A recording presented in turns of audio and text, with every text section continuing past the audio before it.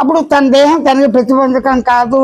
కన్నుతో చూడవచ్చు, నోటితో మాట్లాడుతూ, తింటూ మాట్లాడుతూ, నడుస్తూ మాట్లాడుతూ, పడుకునే మంచం మీద కూడా మాట్లాడుతూ గురకబెట్టచ్చు, నిద్రపోవచ్చు, మాట్లాడుతూ అనుకోకుండా కళలు ఊహలు తెరవచ్చు. మళ్ళీ మెలుకొచ్చాక అదే చాలాసేపు ఇంకా నువ్వు ఇంకా ఉన్నావేంట్రా అంటే నువ్వు ఉన్నావు, గురకబెట్టేస్తున్నావు, నిద్రలో ఏదో అర్చేస్తున్నావు, ఏమన్నా నాకు అలవాటు లేదా అంటాడు. అంటే అవన్నీ అనుభవంలో కదా, అనుభవం ఉంది కదా, అనుభవం ఉంది కూడా పదార్థమే. ఎలాగా కళ వచ్చింది, కళ వచ్చిన విపరీతంగా అర్చేసావు, అరుపులన్నీ ధ్వనులు, ఆ ధ్వనులు చేపలు చేసే పదార్థమేగా. అలాగే గొంతుగా పిలిచినట్టుగా వచ్చేసి దయ్యాలను భూతాలను ఏది వెళ్తే సర్పం వచ్చింది నేను చంపేసి తేలు కాటేసి లేకపోతే పుల్లి రూపం ధరించి నీ శరీరాన్ని తింటున్నట్టుగా భయం వేసి అరుచుకుంటూ వెళ్ళావు.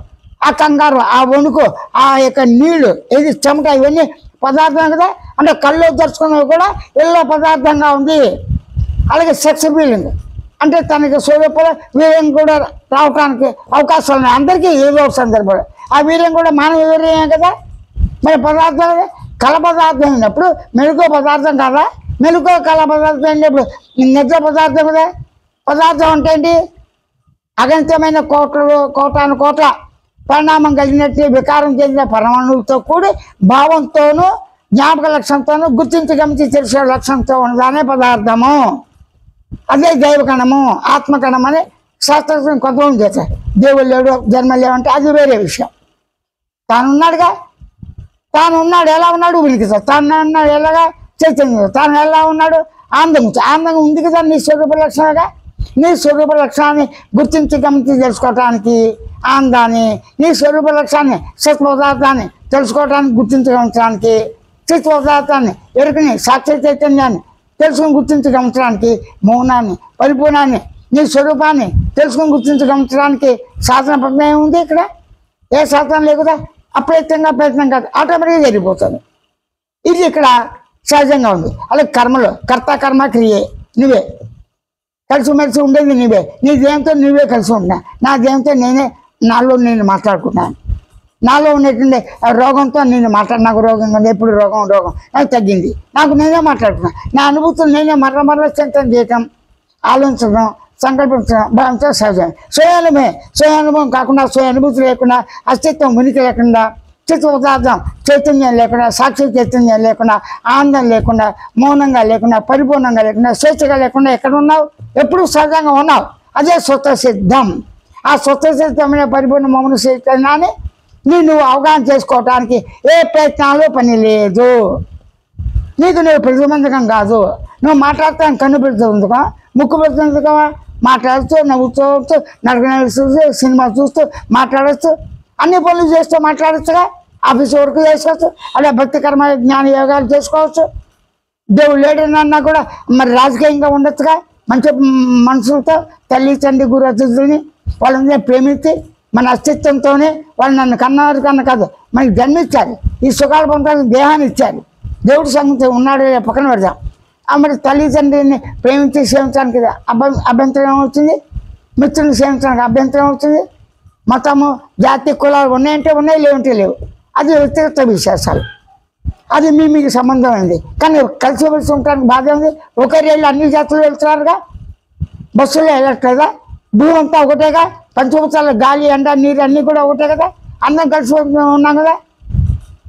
అలా ఉంటూ లోక సమస్త సుఖమే బంత అందరూ బాగుండాలి.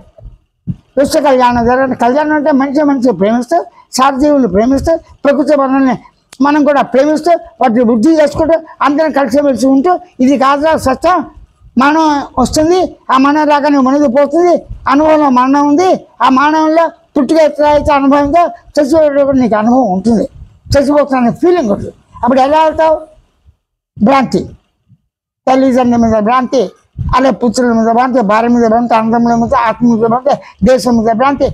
ఇవన్నీ భ్రాంతి అంటే ధర్మాలు, గమ్యాలు. వీటన్నీ చేసేవాడిగా అసంతృప్తి వెళ్తాడు కదా.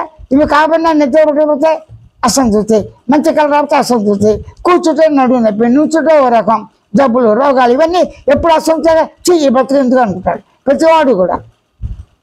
దీన్ని బట్టి ఏమర్థం అవుతుంది? విశ్వాసంతో ఉన్నా లేకపోయినా అన్ని అనుభవంలో ఉన్నాయి. నిత్య అనుభవం విశ్వాసం ఉంటారా? కాదు, అనుభవం. అజ్ఞాన విశ్వాసమా? ఎవరు చెప్పక నాకేమీ తెలియదు నిద్రలో. అహంకారం నాకుంది, కామకోదం, ఇవన్నీ నీకే తెలుస్తున్నాయి కదా. కనుక ఏంటి ఇక్కడ స్వయం అవగాహనతోనే, స్వయం ప్రభావిత సూచనతోనే స్వాంత మౌనాన్ని సహజంగా సచ్చిదాంత పరిపూర్ణ మౌన స్వరూపంగా గమనించి గుర్తించి వ్యవహార జ్ఞానంలో సహజంగానే తల్లి తండ్రి గురు అతిథుల్ని వీళ్ళందరినీ ప్రేమిస్తూ మానవ సమాజంతో ఒంటరిగా ఉండం కాబట్టి అందరితో కలిసిమెలిసి ఉంటూ ఒక్కొక్కరు ఒక్కొక్క గమ్యం ఉంటారు. ఒక సంఘ సంస్కరణ, ఒకళ్ళు కులాంతర వివాహాలు, ఒకళ్ళ విప్లవాదులు, ఇవన్నీ కూడా మంచి చేయాలని దృష్టిలో చేస్తారు. అంతే మనుషులు నరకటం, చంపటం, ప్రకృతి నాశనం చేయటం చేయరు కదా. అప్పుడు రాక్షసులు కూడా ప్రకృతి నాశనం చేయాలి. ఇప్పుడు మానవుడేగా, మంచి గాలి లేదు, ఎండ లేదు, ఏం లేదు, తినేంత పొల్యూషన్, సేఫ్టీ లేదు, ఏముంది, ఎక్కడ స్వేచ్ఛ ఉంది? మానవుడి యొక్క జీవితం అలాంటిది.